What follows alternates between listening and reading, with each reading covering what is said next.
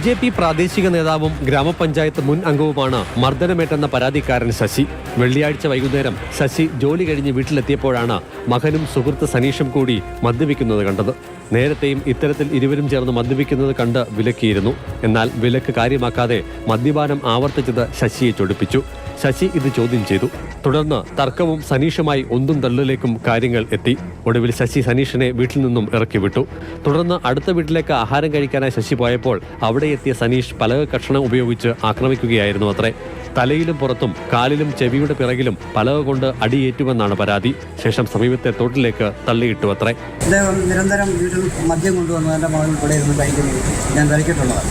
അതുകൊണ്ട് നേരത്തെ പറഞ്ഞിട്ടുള്ളതാണ് ഇവിടെ വരരുത്, പിന്നെ മദ്യം കൊണ്ടുവരരുത്. അത് ആ മദ്യം മാത്രമല്ല, കഞ്ചാവിൻ്റെ ബിസിനസ് ഉള്ളതാണ് എൻ്റെ അറിവ്. വീട്ടിൽ നിന്ന് ഇറങ്ങിപ്പോകണമെന്ന് ആവശ്യപ്പെട്ടു.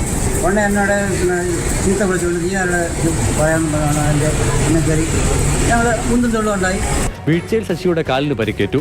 കൂടുതൽ പോലീസിൽ വിവരമറിയിച്ചതിന് ശേഷം ശശി കോന്നി താലൂക്ക് ആശുപത്രിയിൽ ചികിത്സ തേടി. പിന്നീട് ഇദ്ദേഹത്തെ പത്തനംതിട്ട ജനറൽ ആശുപത്രിയിലേക്ക് മാറ്റി.